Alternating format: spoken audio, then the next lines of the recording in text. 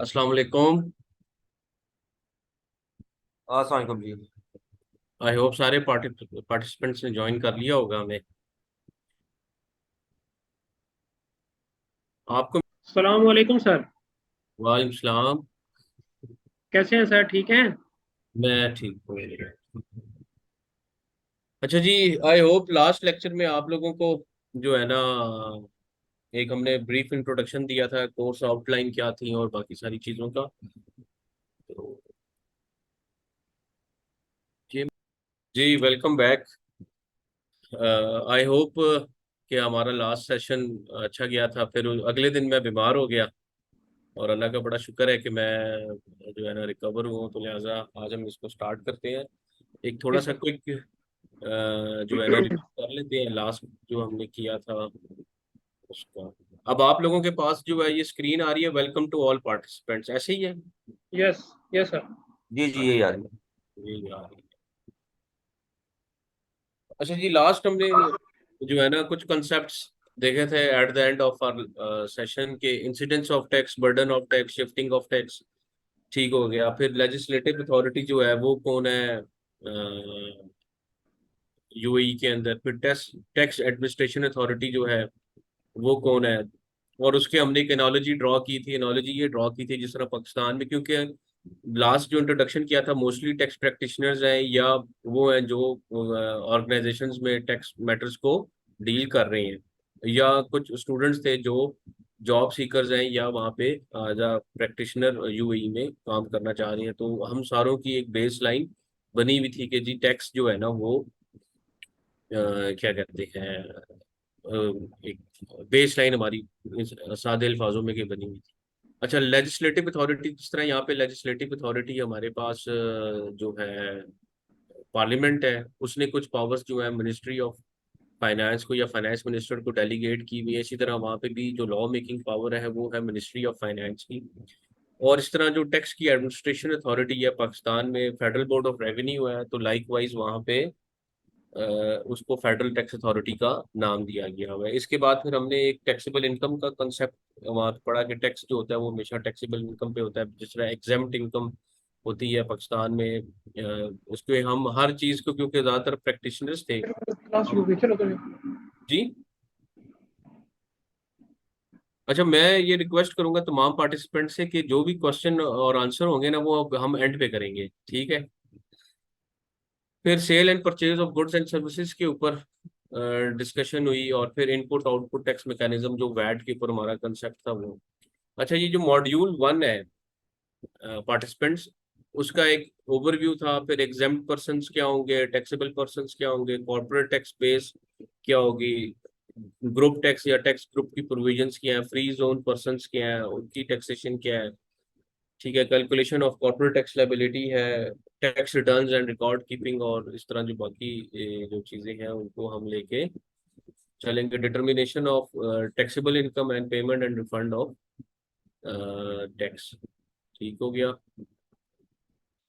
अच्छा जी, ये लास्ट स्लाइड्स में हमने देखा था कि ये जो हम जो टॉपिक कवर करेंगे उसका ब्रेकअप ये है। ओवरव्यू के अंदर क्या है, एग्जेम्प्ट पर्सन्स में कौन कौन से शामिल होते हैं, गवर्नमेंट एंटिटीज की टैक्सेशन क्या होगी, नॉर्मली वो एग्जेम्प्ट होती है वहाँ पे। Extractive business, non extractive business, ठीक हो गया। क्वालिफाइंग पब्लिक बेनिफिट एंटिटी, ठीक है। और इसके अलावा टैक्सेबल पर्सन्स जो है वो रेजिडेंशियल स्टेटस क्या होगा, टैक्सेबल पर्सन जो है अगर रेजिडेंट है, नॉन रेजिडेंट या permanent establishment of non resident, उसके ऊपर बात होगी। फिक्स्ड और परमानेंट प्लेस ऑफ बिजनेस, आपको पता है नॉन रेजिडेंट कि जब परमानेंट स्टेब्लिशमेंट को हम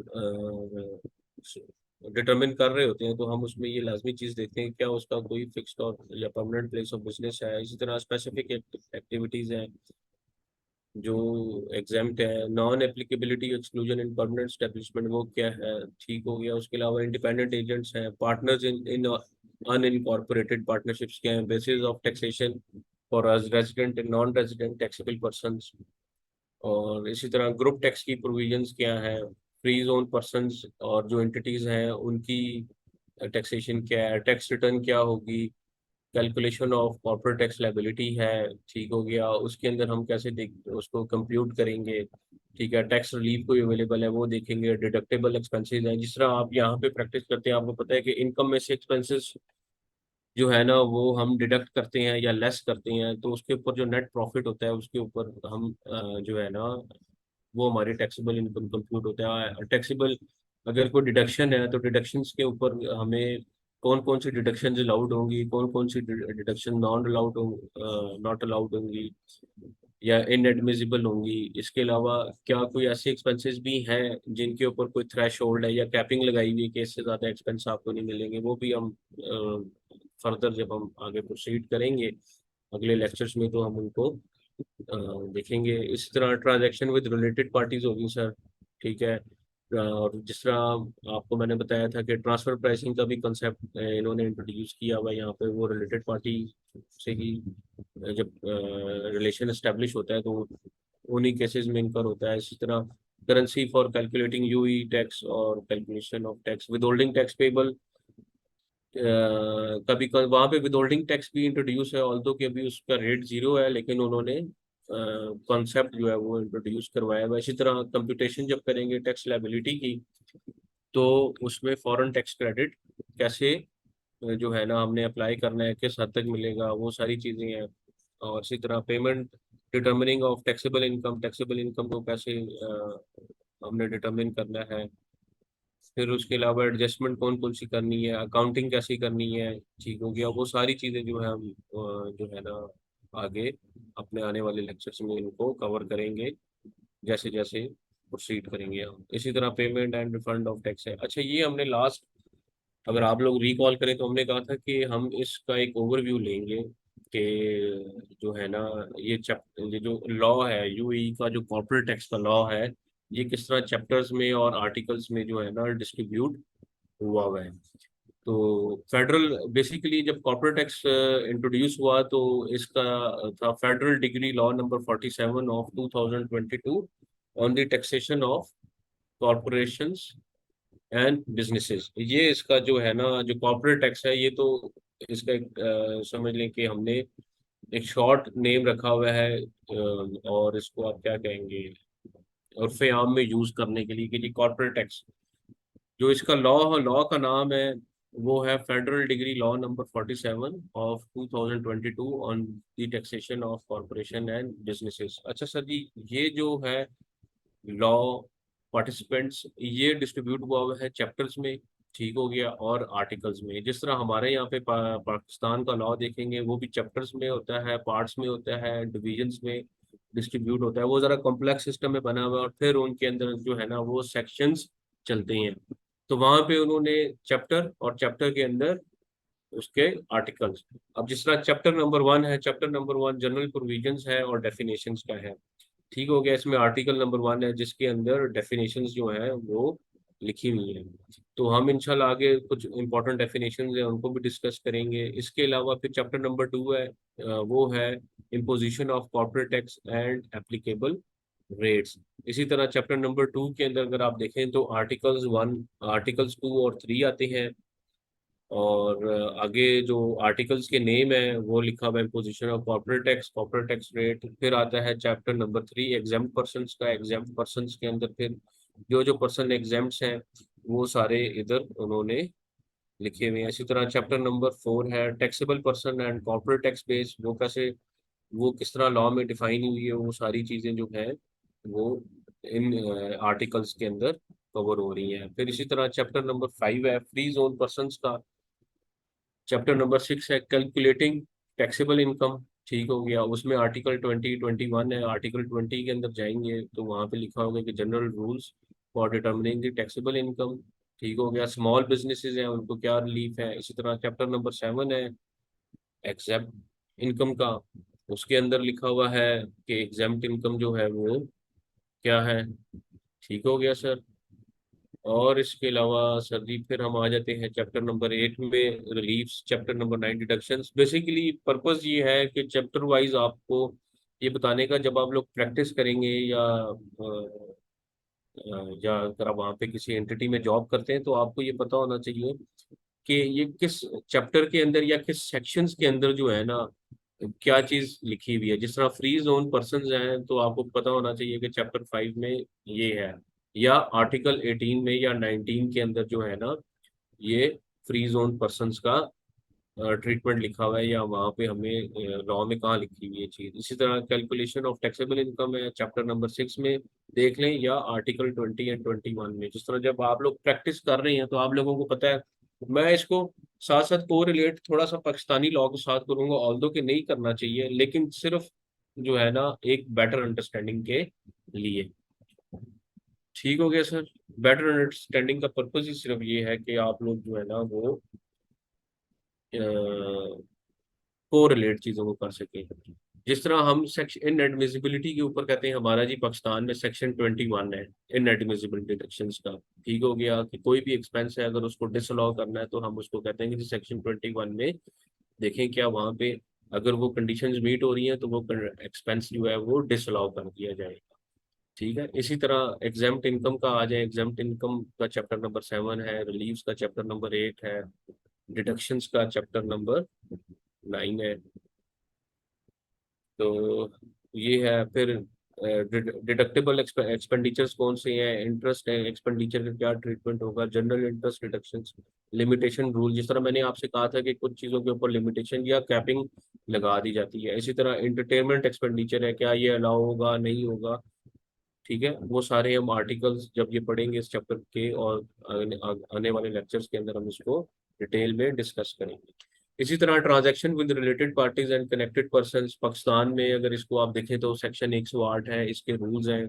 ठीक हो गया। फिर ट्रांसफर प्राइसिंग का इसी में कंसेप्ट आता है। जिस तरह यूनिवर्सल एक कंसेप्ट है या ग्लोबल कंसेप्ट है, जब भी ट्रांजेक्शन होगी रिलेटेड पार्टीज के दरमियान में, ठीक हो गया, तो वहां पे सबसे पहले आर्म लेंथ प्रिंसिपल जो है ना वो एवेल्युएट किया जाता है कि क्या आर्म ये ट्रांजेक्शन हुई है, क्या ये आर्म लेंथ प्रिंसिपल के ऊपर हुई है। आर्म लेंथ प्रिंसिपल सिंपली आप इस तरह समझ लें कि अगर दो अनरिलेटेड पार्टियों के दरमियान वो ट्रांजैक्शन हो तो वो आर्म लेंथ ट्रांजैक्शन या आर्म लेंथ प्रिंसिपल के ऊपर होती है। तो क्या जब रिलेटेड पार्टीज आपस में ट्रांजैक्शन करती हैं तो वो डेफिनेटली जो है वो प्राइसिंग को या तो ऊपर कर लेती हैं या प्राइसिंग को रिड्यूस कर लेती हैं, वो नॉर्मल जो बिजनेस होता है उसके ऊपर नहीं लेके जाती। इसी तरह related parties and control, payment to connected person. ठीक हो गया। फिर है टैक्स लॉस की प्रोविजंस चैप्टर 11 के अंदर।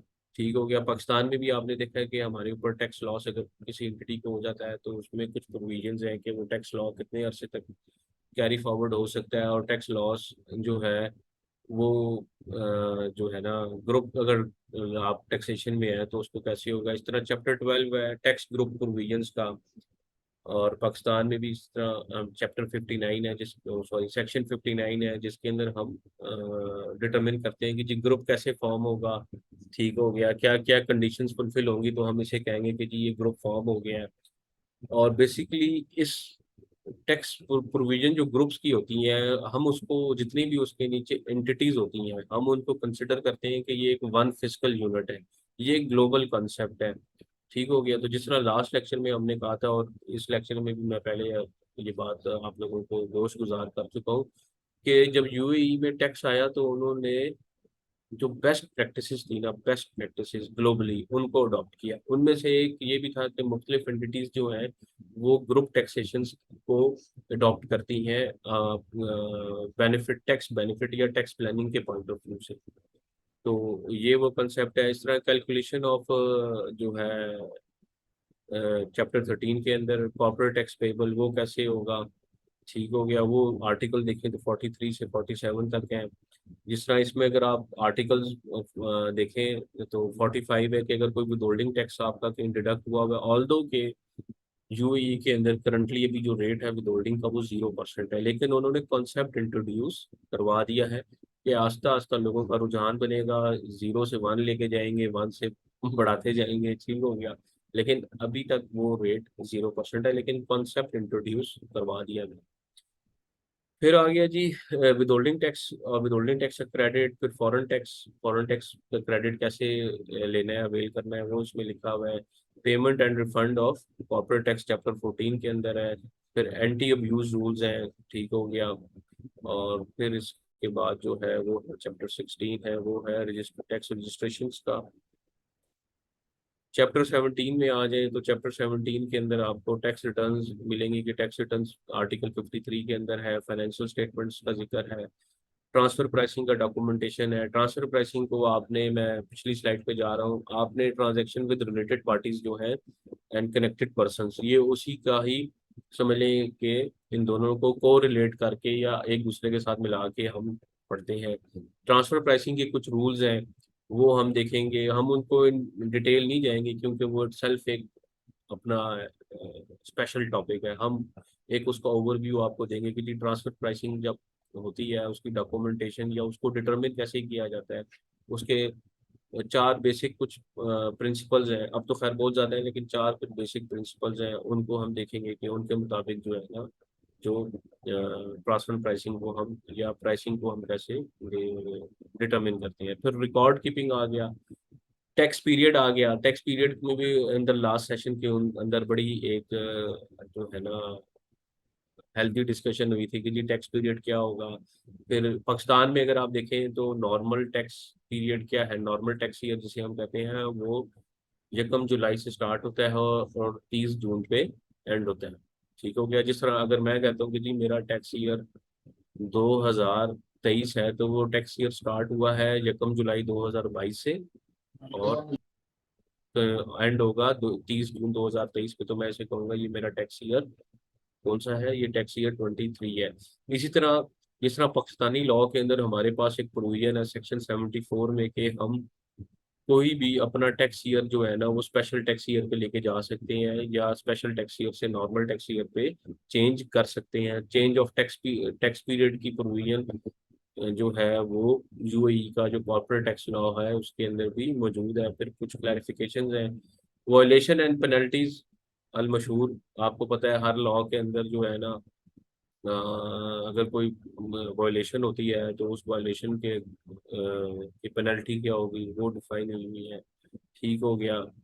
जो वो है चैप्टर 18 में और उसका जो आर्टिकल है वो 60 है। इसी तरह पाकिस्तानी लॉ के अंदर हम बात करें, मैं इसको को रिलेट इसलिए कर रहा हूँ ताकि आपको बेटर अंडरस्टैंडिंग हो सके। तो सेक्शन 182 है पेनल्टीज का। ठीक हो गया। फिर चैप्टर 19 है ट्रांजिशनल रूल्स। ट्रांजिशनल रूल्स क्या है, डेलीगेशन ऑफ पावर क्या है, एडमिन। ठीक हो गया, सॉरी। फिर आ गया जी क्लोजिंग प्रोविजन चैप्टर नंबर 20 के अंदर। ठीक हो गया, वो जनरल से है कि जी डेलीगेशन ऑफ पावर क्या है, administrative policies and procedures, cooperating with the authority means के जो वहाँ जिस तरह वहाँ पे फेडरल टैक्स अथॉरिटी है, पाकिस्तान में एफबीआर है कि जो उसके साथ कोऑपरेट करना, रेवेन्यू शेयरिंग, इंटरनेशनल एग्रीमेंट्स जो हैं वो कैसे होंगे। इसके अलावा इंटरनेशनल एग्रीमेंट्स जो है वो गवर्नमेंट टू गवर्नमेंट लेवल पे भी होते हैं, जैसे avoidance of double taxation treaties जो है ना साइन हुई हुई है, पाकिस्तान की भी साइन हुई हुई है यूएई के साथ। इंशाल्लाह अगले लेक्चर्स में मैं कोशिश करूंगा कल आपसे शेयर करूं फॉर अ रेफरेंस पर्पज। उसके ऊपर हम कोई डिस्कशन नहीं करेंगे, लेकिन आपको पता होना चाहिए कि पाकिस्तान की और यूएई की टैक्स ट्रीटी भी साइन हुई हुई है। Implementing decision, cancellation of conflicting provision. ठीक है, कोई एक प्रोविजन दूसरी प्रोविजन के साथ कॉन्फ्लिक्ट कर रही है तो उसको application of degree law to tax periods. तो ये जी एक जनरल सा ओवरव्यू था। मैं इसको दोबारा चलता हूँ। जिस तरह हमने कहा कि फेडरल डिग्री लॉ, इसका जो लॉ का नाम है हम इसे उर्फे आम में कहते हैं कि कॉर्पोरेट टैक्स लॉ। ठीक हो गया यूएई का, लेकिन इसका जो टाइटल है वो है federal degree law number 47 of 2022 of on the taxation of corporations and businesses. ठीक हो गया। फिर हमने इसमें डिफाइन किया कि जब ये जो है चैप्टर्स के अंदर और उसके अंदर आर्टिकल्स के अंदर ये जो है ना डिवाइड हुआ हुआ है। तो हमने कुछ देखा कि चैप्टर के अंदर क्या क्या चीजें और इस तरह आर्टिकल्स के अंदर क्या क्या चीजें हैं। तो अगर एक चीज आप नोट करें कि काफी चीजें आपको क्लियर हो जाती हैं अगर आपको चैप्टर या टाइटल पढ़े तो अंदाजा हो जाता है कि इसके अंदर क्या डिस्कशन की जा रही है या इस इसके अंदर क्या लॉ में क्या लिखा होगा इसके अंदर। ठीक हो गया सर। अच्छा, ये फिर उसके अलावा हुआ ये कि जब ये लॉ आया इसमें काफी एक चीज अच्छी थी कि इन्होंने उसको रिस्ट्रिक्ट या उसको कंस्ट्रेन नहीं किया हुआ था। उन्होंने कहा कि कोई भी जिस तरह टैक्स का रेट है, ठीक हो गया, या कुछ और चीजें थी, उसके लिए इन्होंने ना जिस तरह पाकिस्तान में SROs इशू होते हैं, ठीक हो गया, तो वहां पे जो मिनिस्ट्री मिनिस्ट्री या कैबिनेट जो है वो अपने कुछ डिसीजन जो है ना वो बनाती है, या इसको हम कह लें कि वो SRO इशू करती रही कि भाई ये SRO, ताकि लॉ को बेहतर किया जा सके। तो अगर आप देखें तो मैंने कुछ इधर रेफरेंस पर्पस के लिए लिखे हुए हैं आपके सामने, आप ये बेशक डाउनलोड भी कर सकते हैं। UAE की जो मिनिस्ट्री है वहाँ पे ये वेबसाइट के ऊपर ये चीज़ें पड़ी हुई हैं। कैबिनेट डिसीजन नंबर 37 है regarding qualifying public benefit in entities. इसी तरह जो है कोई डिसीजन आया जी, specifying the categories of business है, बिजनेस एक्टिविटीज, ठीक हो गया। नेचुरल नॉन रेजिडेंट, रेजिडेंट और non resident natural person that are subject to corporate tax, उसके ऊपर आया हुआ है। फिर क्वालिफाइंग फ्री जोन पर्सन के ऊपर आया हुआ है। Non resident person exist in the state है। टैक्स रेजिडेंसी को कैसे डिटरमिन करेंगे, ये एक ग्लोबल कंसेप्ट है कि हमेशा रेजिडेंट, हम जो नेचुरल पर्सन होता है या इवन जो जुरिडिकल पर्सन होता है उसका हम रेजिडेंसी स्टेटस डिटरमिन करते हैं, और ये डिटरमिन करते हैं कि क्या ये कंडीशंस फुलफिल हो जाएं तो ये बंदा रेजिडेंट होगा या नॉन रेजिडेंट ट्रीट होगा। एक रूल ऑफ द थंब है, रूल ऑफ द थंब ये है, या इसको कह लें ग्लोबल प्रिंसिपल है। वो ये ग्लोबल प्रिंसिपल है कि जो रेजिडेंट होता है उसकी वर्ल्ड इनकम जो है ना वो टैक्सेबल होती है, और इसी तरह अगर जो नॉन रेजिडेंट होता है उसकी जिस जुरिस्डिक्शन में उसने वो इनकम की है वो ही इनकम सिर्फ उस जुरिस्डिक्शन में टैक्सेबल होगी, ठीक हो गया। आगे हम चलते हैं। Annual taxable income subject to corporate tax, इसके ऊपर डिसीजन आया। फिर फेडरल टैक्स अथॉरिटी में चेंज ऑफ टैक्स पीरियड कैसे होगा, जिस तरह हमारे यहाँ पे चेंज ऑफ टैक्स ईयर अगर आपने करवाना है सेक्शन 72 में, उसके अंदर कुछ है, फिर उसके से रिलेटेड कुछ रूल्स हैं जिसकी कंप्लाइंस करनी होती है। एग्जाम्पशन फ्रॉम कॉर्पोरेट टैक्स, ठीक हो गया कि कॉर्पोरेट टैक्स किन किन एंटिटीज को, किन किन पर्सनस को या बिजनेसेस को या इनकम्स को एग्जाम्पशन है। इसी तरह देखिए टैक्स रजिस्ट्रेशन की कैसे होगी, किन किन को एक्सेप्शन होगी, और फिर आ गया treatment of businesses and business activities conducted by a government entity, ठीक हो गया as a single taxable persons, वही ग्रुप उसका आ गया। स्मॉल बिजनेसेस रिलीव्स क्या क्या दिए गए हैं, टैक्सेबल पर्सन्स क्या हैं, प्लस के ऑडिटेड फाइनेंशियल स्टेटमेंट्स को कैसे प्रिपेयर करना है और मेंटेन करना है, यानी ये वो रिकॉर्ड एंड बुक कीपिंग से रिलेटेड आगे डायरेक्शंस इनकी। और इसी तरह परमानेंट स्टेब्लिशमेंट के ऊपर है कि वो कैसे डिटरमिन किया जाएगा। फिर है मेंटेनिंग ट्रांसफर प्राइसिंग डॉक्यूमेंट्स, वही अगर कोई रिलेटेड पार्टीज हैं वो आपस में कोई ट्रांजैक्शंस करती हैं तो उनकी ट्रांसफर प्राइसिंग को कैसे डिटरमिन किया जाए। फिर आगे अकाउंटिंग स्टैंडर्ड्स एंड मेथड्स हैं, private pension fund and private social security funds. फिर participation exemptions, transitional rules, tax groups के ऊपर जो है गाइडेंस आई हुई है या डिसीजंस कह लें। General interest deduction limitation rule है, उसके ऊपर मिनिस्ट्री ने डिसीजन दिया हुआ है, या जिसको हम आम अल्फे, यानी हम अगर पाकिस्तानी कॉन्टेक्स्ट में बात करें तो हम इसे कहेंगे कि उसके ऊपर क्या SRO आया हुआ है, ठीक हो गया कि क्या उन्होंने मैकेनिज्म डिवाइस किया है। इसी तरह अनइनकॉर्पोरेटेड पार्टनरशिप या फॉरेन पार्टनरशिप है, उसके ऊपर कुछ उन्होंने डिसीजंस दिए हुए हैं। क्वालिफाइंग ग्रुप क्या है, बिजनेस रीस्ट्रक्चरिंग रिलीफ अगर मिलेगा वो कैसे मिलेगा, तो ये वो सारी चीज़ें हैं। अच्छा जी, अब हमने लेक्चर्स में जो है ना पार्टिसिपेंट से हमने डिस्कस किया था कि इसकी एक इफेक्टिव डेट है, ठीक हो गया। ऑल्दो कि ये लॉ जो है जनवरी में आया, ठीक हो गया, लेकिन इसकी जो डेट है वो है थी एप्लीकेबल, एक डेट थी जिसे हमने कहा effective date of application of corporate tax regime. तो जी ये जो डेट थी ये उन बिजनेस एंटिटीज जिनका फाइनेंशियल ईयर स्टार्ट हो रहा है 1 जून 2023 से, उनके ऊपर एप्लीकेबल होगा या इफेक्टिव होगा। इसकी कुछ एग्जांपल्स हैं। ये एग्जांपल्स बहुत सेल्फ जो है ना एक्सप्लेनेटरी हैं। अगर मैं इसको रीड कर देता हूँ तमाम पार्टिसिपेंट्स की बेटर अंडरस्टैंडिंग के लिए। A business that has a financial year starting on 1st of July 2023 and ending on 30th June 2024।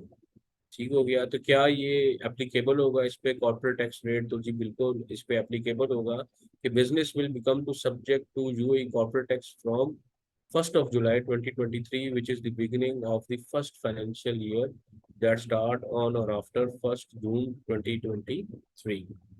ठीक हो गया। इसी तरह एक और एंटिटी है, उसका फिस्कल ईयर स्टार्ट होता है 1 जनवरी 2023 से और एंड होता है 31 दिसंबर पे। ठीक है। तो उसका जो फिस्कल ईयर होगा, वो उसका फिस्कल ईयर जारी बात है कि उसके पे ये एप्लीकेबल होगा। तो डेफिनेटली ये उस पे जो है एप्लीकेबल इसलिए होगा कि ये 1 जनवरी 2024 से एप्लीकेबल होगा, क्योंकि इसका जो फिस्कल ईयर स्टार्ट हुआ था वो 1 जनवरी 2023 था। ठीक हो गया। और जो एप्लीकेबल डेट है, इफेक्टिव डेट है, वो है 1 जून 2023। तो ये उसके अगले फिस्कल ईयर से जो है, यानी जो फिस्कल ईयर उसका स्टार्ट होगा, ये फाइनेंशियल ईयर स्टार्ट होगा 1 जनवरी 2024 से, उससे ये कॉर्पोरेट टैक्स के लिए एलिजिबल हो जाएगा। ठीक हो गया सर। इसके बाद जो है इसका कॉर्पोरेट टैक्स का एक बेसिकली एक स्केड्यूल बनाया हुआ है। ठीक है कि टैक्स पेयर जो है वो कौन कौन से इंडिविजुअल एंड जुरिडिकल पर्सन्स पे एप्लीकेबल कॉर्पोरेट टैक्स रेट क्या है, कि वो एंटिटीज जो कॉर्पोरेट टैक्स जिनके ऊपर लगना है, अगर उनका इमराती दिरहम लेस देन 375,000 से कम है टैक्सेबल इनकम, तो टैक्स रेट है 0%। और और इनकम अगर उनकी एक्सीड कर जाती है 375,000 AED से, तो वो 9% एप्लीकेबल होगा। इसी तरह क्वालिफाइंग फ्री जोन पर्सन, अगर उनकी क्वालिफाइंग इनकम है तो 0%, लेकिन अगर वो क्राइटेरिया मीट नहीं कर सके, ऑल्दो कि वो फ्री जोन में रजिस्टर्ड है, तो उनके ऊपर रेट जो लगेगा वो लगेगा अपना 9% ही, जो स्टैंडर्ड रेट है वो लगेगा। ठीक हो गया। हाँ, ये कुछ डेफिनेशंस हैं, इसको डिस्कस करते हैं। ठीक हो गया। अब मुझे सिर्फ 1 मिनट की अगर आप लोग इजाज़त दें, क्योंकि मेरे इधर जहाँ पे मैं रह रहा हूँ वहाँ पे लाइट जो है ना वो गई हुई है, कोई 1 घंटे से ज़्यादा हो गया है। तो बैटरी जो है वो ड्रेन हो जाएगी प्रॉबेबली, शायद आधे पौने घंटे में। तो मैं इसकी कोई अरेंजमेंट करता हूँ ताकि ये हम सेशन अपना कंप्लीट कर सकें।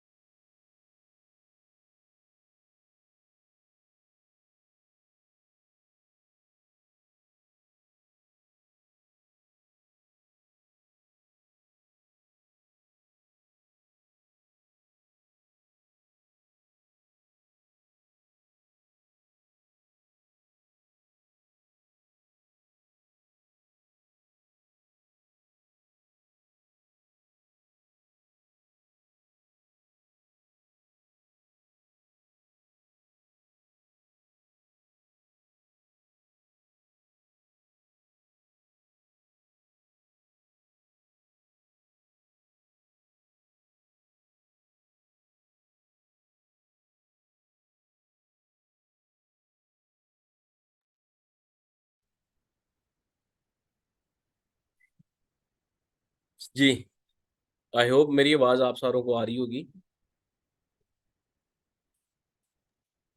जी सर। जी। चल,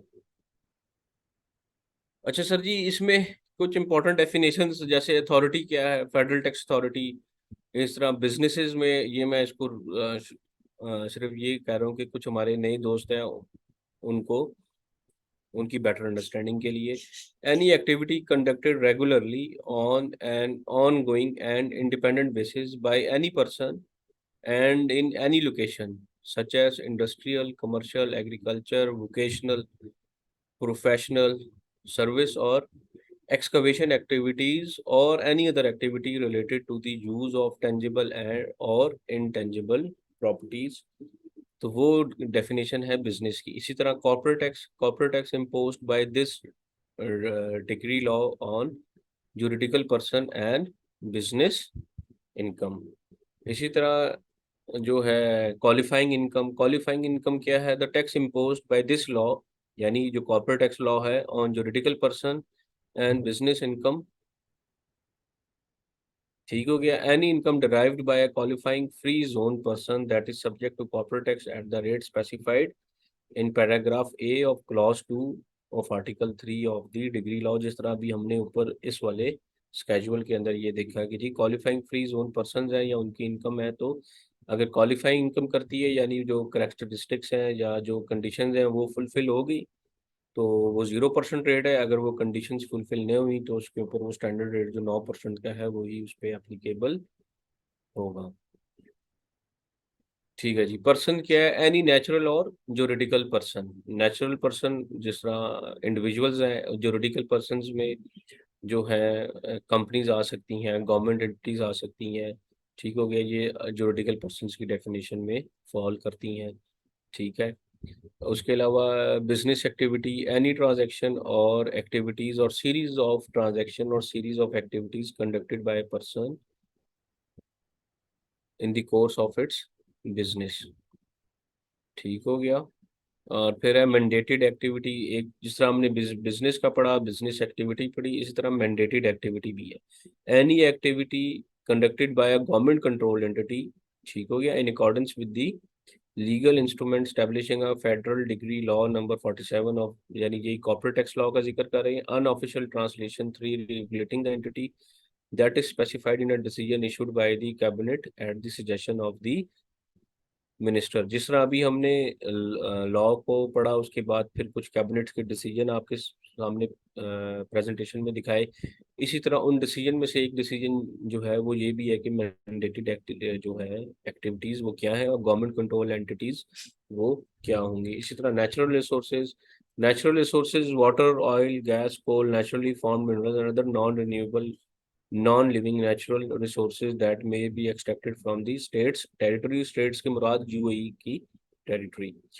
इसी तरह extractive business, the business or business activity of exploring, extracting, removing or otherwise producing and exploiting the natural resources of the state or any interest therein are as determined by the minister.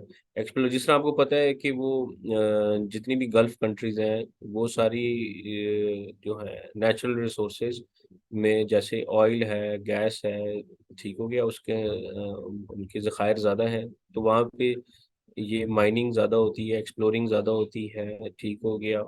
Exploiting of natural resources, ज़मीन से जो निकाला जाता है, समंदर में जो है वो ड्रिल करके और नेचुरल रिसोर्सेज को एक्सट्रैक्ट किया जाता है, तो वो एक्सट्रैक्टिव बिजनेस की डेफिनेशन में आएंगे। इसी तरह non extractive natural resource business, the business और business activity of separating, treating, refining, processing, storing, transporting, marketing और distributing the natural resources of the state, ठीक हो गया। तो non extractive natural resources business आ गए। इसी तरह नेचुरल रिसोर्सेज एक्सट्रैक्टिव बिजनेसेस क्या है, non extractive natural resource business क्या है, और फिर एक जो है समझ लें कि जो नॉर्मल बिजनेसेस वहाँ पे हो रहे हैं जैसे ट्रेडिंग के हैं, मैन्युफैक्चरिंग के हैं, वो इसके अलावा। टैक्सेबल पर्सन क्या है? Person subject to corporate tax, ठीक हो गया, in the state under this law. Exempt person क्या है कि अंडर आर्टिकल 4, यानी इसको मैं कंस्ट्रू कर लें कि जो एग्जेम्प्ट नहीं होगा वो टैक्सेबल पर्सन कंसिडर होगा। इसी तरह टैक्सेबल इनकम क्या है? जो टैक्सेबल इनकम इस लॉ के अंदर डिफाइन की हुई है कि जी ये टैक्सेबल इनकम है, उसकी कंप्यूटेशन कैसे होगी वो हमने आगे वाले लेक्चर्स में इंशाल्लाह इसको हम देखेंगे। फिर फाइनेंशियल ईयर क्या है? फिर फाइनेंशियल ईयर अंडर आर्टिकल 7 लिखा हुआ है, इसको हम जब आगे अगले आने वाले कल के लेक्चर्स में हम इसको देखेंगे। फिर रेजिडेंट पर्सन क्या है? रेजिडेंट पर्सन की डेफिनेशन जो है आर्टिकल 11 के अंदर उसकी क्लॉज 3 के अंदर मेंशन है। इसी तरह नॉन रेजिडेंट पर्सन जो है वो आर्टिकल 11 में क्लॉज 4 के अंदर डिफाइन किया हुआ है। फ्री जोन एंटिटी क्या है? Are designated and defined geographic area within the state that is specified in a decision issued by the cabinet at the decision of ministers. ठीक हो गया। अ designated and defined geographic area with in the state. जिस तरह आप लोगों को, आप अक्सर देखते होंगे कुछ लोगों हमें पार्टिसिपेंट से बता रहे थे कि यहाँ पे जो है वो जो लोग हैं उनकी वहाँ पे फ्री जोन में एंटिटीज हैं। तो फ्री जोन क्या है? एक designated and defined geographic area है जहाँ के अंदर जो जिसको हमने डिफाइन किया हुआ है। इसी तरह फ्री जोन पर्संस क्या है? Juridical persons incorporated, established or otherwise registered in a free zone, including a branch of non-resident person registered in a free zone। अच्छा, फ्री जोन पर्सन्स के अंदर एक चीज तो आपने देख ली कि इसकी डेफिनेशन के अंदर सबसे पहला लफ्ज किया अजुरिडिकल पर्सन। इसका मतलब है कि वो it must be a juridical person, not a natural person. Incorporated, establish और otherwise registered in a free zone including a branch of a non resident person registered in free zone. अच्छा जी, ये मैंने एक जो है स्क्रीनशॉट आप लोगों से शेयर किया हुआ है। वहाँ पे उनकी जो फेडरल टैक्स अथॉरिटी है उसमें अगर हमने रजिस्टर्ड होना है तो वो हम कैसे होंगे? ठीक हो गया। ये आप लोग देखें, इसके बेसिकली 3 ब्लॉक्स बने हुए हैं। अगर आप लोगों का ऑलरेडी कोई आईडी नहीं क्रिएट हुआ हुआ, ठीक है, तो बिल्कुल एक्सट्रीम लेफ्ट साइड के ऊपर देखें, वहाँ पे साइन अप की ऑप्शन है। इसी तरह अगर आप लोग ऑलरेडी रजिस्टर्ड हैं तो वहाँ पे आपके पास ऑप्शन है ईमेल आईडी डालें, जो रजिस्टर्ड ईमेल आईडी है, पासवर्ड डालें और लॉगिन कर लें, पोर्टल को एक्सेस करें। और इसी तरह लॉगिन विद दी यूएई पास। तो ये आ गया। अब हम कहते हैं कि जिस तरह हम रजिस्टर्ड नहीं है कहाँ पे, यानी फर्स्ट टाइम हमने रजिस्ट्रेशन करनी है, तो जिस तरह हम पाकिस्तान में, अगर आप, मैं इसको कोरिलेट इस तरह कर रहा हूँ बेटर अंडरस्टैंडिंग के लिए। पाकिस्तान में आपके पास एक एंटिटी आती है या एक इंडिविजुअल आता है, वो कहता है कि जी मुझे आप रजिस्टर्ड करवाएं एफबीआर में। तो हम क्या करते हैं? हम उससे पूछते हैं कि जी आपने कोई पहले एनटीएन तो नहीं लिया हुआ? वो कहता है जी नहीं लिया हुआ। तो हम उसी तरह आयरस पोर्टल पे जाते हैं और आयरस पोर्टल पे जाके वहाँ पे साइन अप करते हैं। वो एक फॉर्म फिल करते हैं। उस फॉर्म फिल करने के बाद जो है उसमें कुछ पर्टिकुलर्स हम एंटर करते हैं। सेम इसी तरह हम वही पर्टिकुलर्स जो है ना हम यहाँ पे उसको एंटर करेंगे। ठीक हो गया। और उसके बाद जो है ना उसकी रजिस्ट्रेशन का प्रोसेस कंप्लीट हो जाएगा। ठीक है, सॉरी। ये जी एक फॉर्म है, उसका ईमेल आईडी डाला, उसका नाम डाला, first name Arabic, country code डाला, पासवर्ड डाला।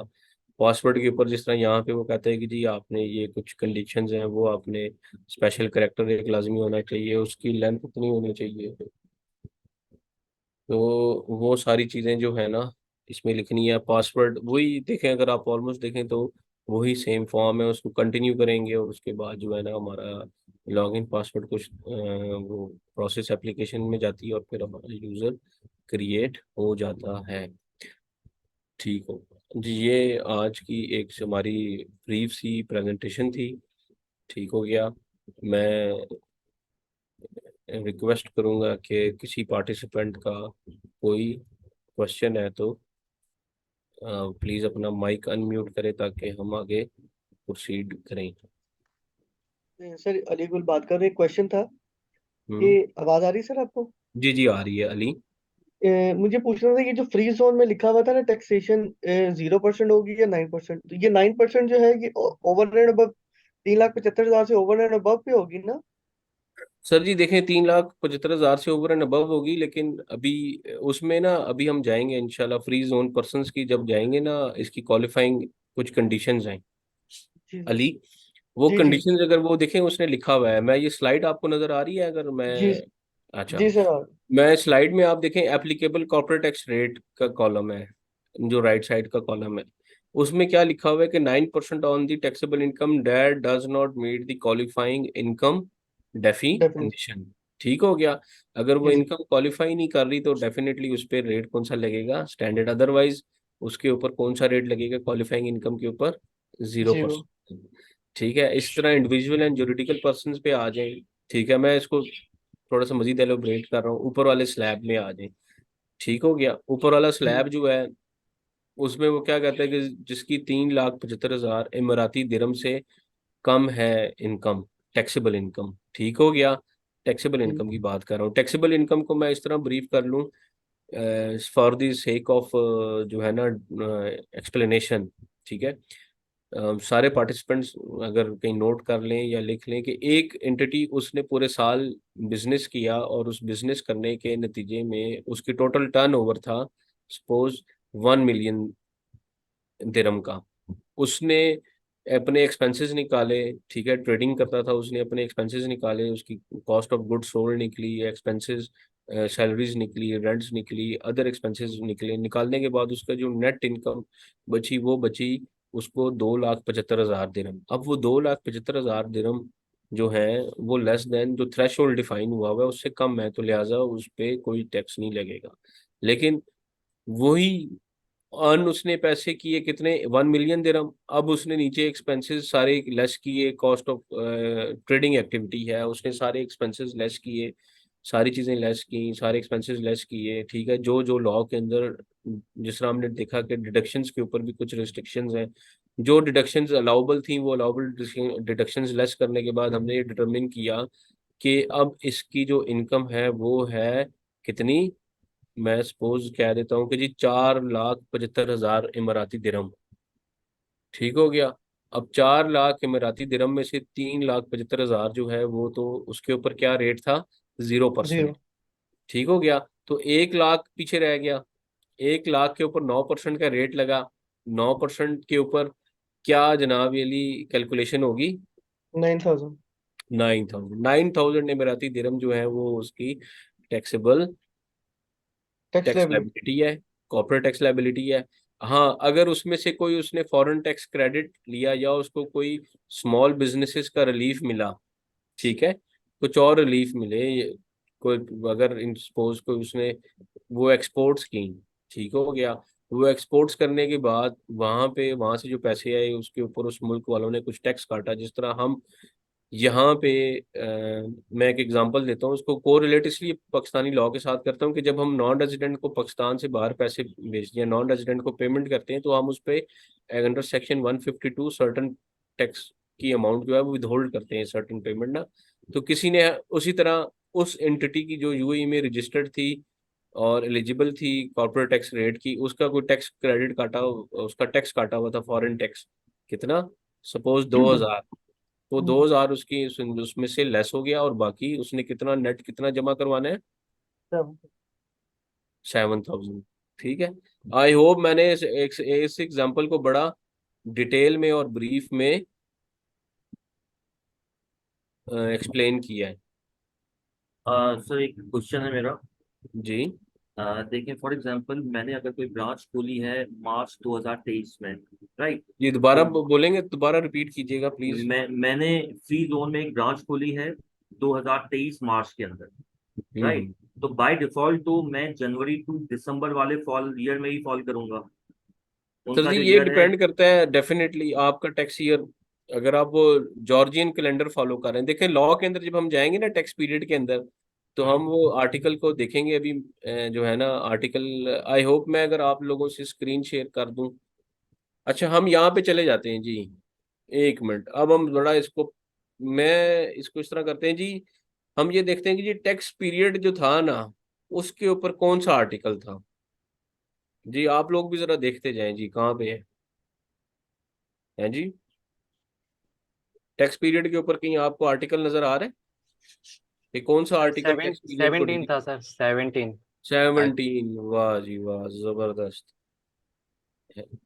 अच्छा, 17 था जी, मेरे पास इसमें नहीं आ रहा। चलें, मैं अभी ये स्क्रीन शेयर करता हूँ आपसे आर्टिकल 17 की।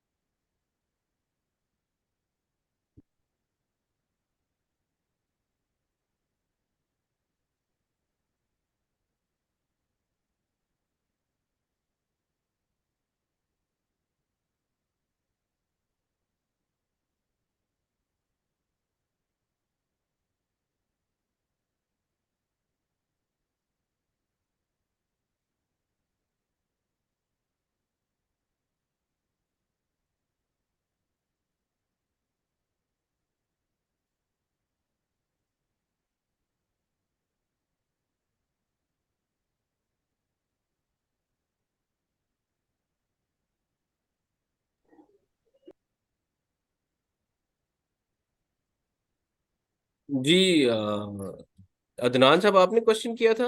जी जी जी बिल्कुल। अच्छा, ये देखें जी, ये आर्टिकल जो है ये है 57 है टैक्स पीरियड का। ठीक है। आप लोगों के सामने ये स्क्रीन नजर आ रही है आप लोगों को? जी नजर आ रही है। जी नजर आ रही है। जी आर्टिकल 57 में बड़ी सिंपल सी बात, taxable person tax period is the financial year or the part thereof which a tax return is required to be filed. For the purpose of this law, the financial year of a taxable person shall be the Georgian calendar. Georgian calendar आपको पता है कब से start होता है sir? January December. January to दिसंबर। और the 12 month period for which the taxable person prepares the financial statement. ठीक है। ठीक हो गया। तो तो इस आपका क्वेश्चन यही था कि जी मैंने अगर फ्री जोन में एंटिटी खोली और वो आपने कब एंटिटी बिजनेस स्टैब्लिश किया? 1 मार्च को। मैंने 1 मार्च को एक ब्रांच और वहां पे ओपन की है और फ्री आपने जोन में। बाय डिफॉल्ट देखें आपके ऊपर एप्लीकेबल वही है, आर्टिकल 57 के मुताबिक, जनवरी टू दिसंबर कैलेंडर ईयर। मेरा जनवरी टू दिसंबर का कैलेंडर ईयर हो गया, हाँ इसका मतलब कि मेरा दूसरा जो साल स्टार्ट होगा वो होगा 1 जनवरी 2024 से। जी। अब जब मेरा 1 जनवरी 2024 से स्टार्ट होगा तो इसका मतलब मुझे जो रिटर्न फाइल करना होगा वो 25 सितंबर तक करना होगा, 9 months after the close of this year. Sir जी पच्चीस दिस, सितंबर ने मेरी बात 2025 सुने, दिस ईयर से मुराद आपका आपका जो एप्लीकेबल अदनान, जी आपके ऊपर जो टैक्स देखें, आपने इस साल ब्रांच ओपन की है ना। जी जी। अब मैं एक चीज आपको इस स्लाइड पे वापस लेके जा रहा हूँ, ठीक है, प्रेजेंटेशन पे। या ये ले।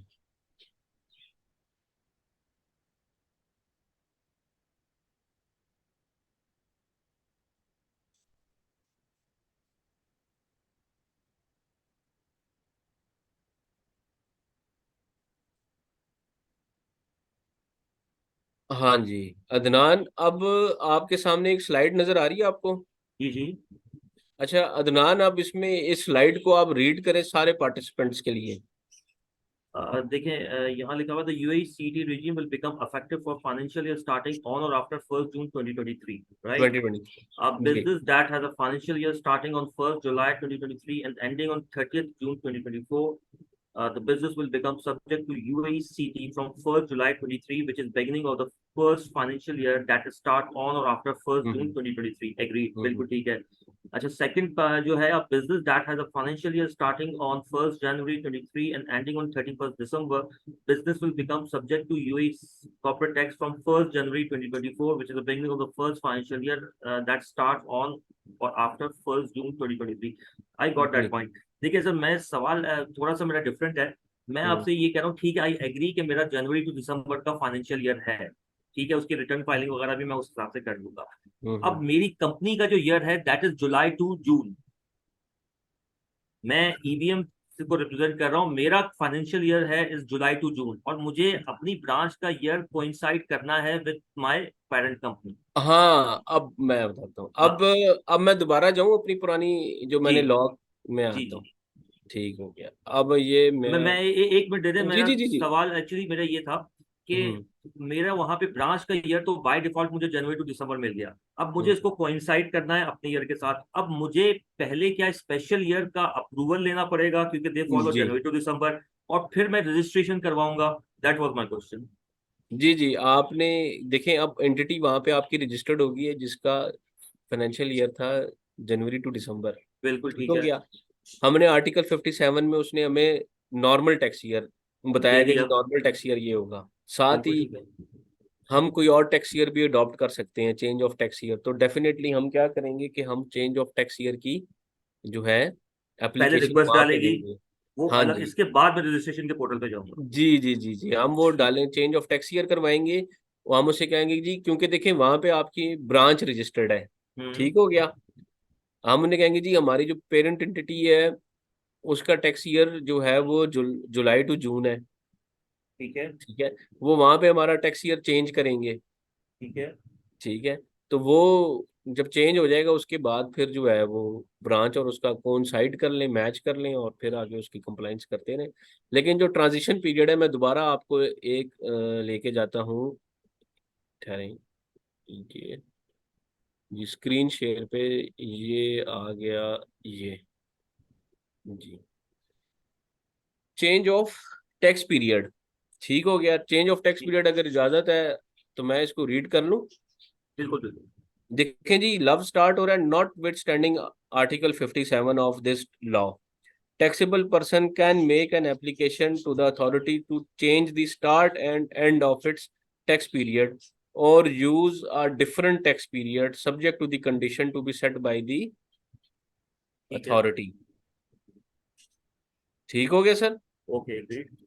चले, अब आपने क्या करना है कि वहां पे आपने जाना है और वहां पे जो टैक्स अथॉरिटी है, मैं इसको इस तरह इस तरीके से कंस्ट्रू कराऊं आपको, इसको इस तरह एलेबोरेट कर देता हूँ कि आपकी एंटिटी पाकिस्तान में है, ठीक हो गया अदनान। अब आप जी। लोगों ने स्पेशल टैक्स एरिया अडॉप्ट करना है। आप कहते हैं कि जी मेरी जो पेरेंट एंटिटी है वो रिजाइडेड है कहाँ पे, किसी और मुल्क में जहाँ पे वो कैलेंडर ईयर फॉलो कर रही है, ठीक ठीक है। है। हम वो एक रीजन लिखते हैं, हम एक सेक्शन 74 के तहत जो है ना पाकिस्तान में एक एप्लीकेशन कमिश्नर को जमा हाँ। करवाते हैं रीजंस, प्रॉपर रीजंस के साथ। और फिर वो क्या करते हैं कि उसको कंसिडर करके वो हमारा टैक्स ईयर जो है वो चेंज कर देते हैं, और साथ हमें एक ट्रांजिशनल पीरियड के ऊपर वो इंस्ट्रक्शन देते हैं कि भाई आप ये ट्रांजिशन पीरियड्स की जो है ना टैक्स रिटर्न जमा करवा दें, ठीक ठीक है। है।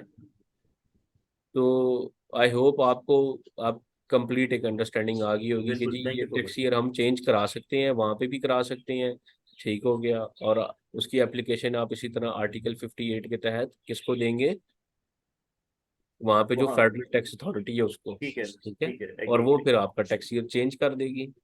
तो और फिर रजिस्ट्रेशन का प्रोसेस स्टार्ट हो। फिर रजिस्ट्रेशन का प्रोसेस आपको सिर्फ कंसोलिडेशन के पॉइंट ऑफ व्यू से इशू है ना पाकिस्तान में, बिल्कुल। कि वहाँ पे अकाउंट्स और बनते हैं, फिर यहाँ के लिए आप उनको स्पेशल अकाउंट्स बना के वो आपको हाँ भेजती होगी एंटिटी। बिल्कुल, मुझे फिर इंटरनल क्लोजिंग करवानी पड़ेगी विच आई वांट टू अवॉइड। हाँ हाँ, बस अगर।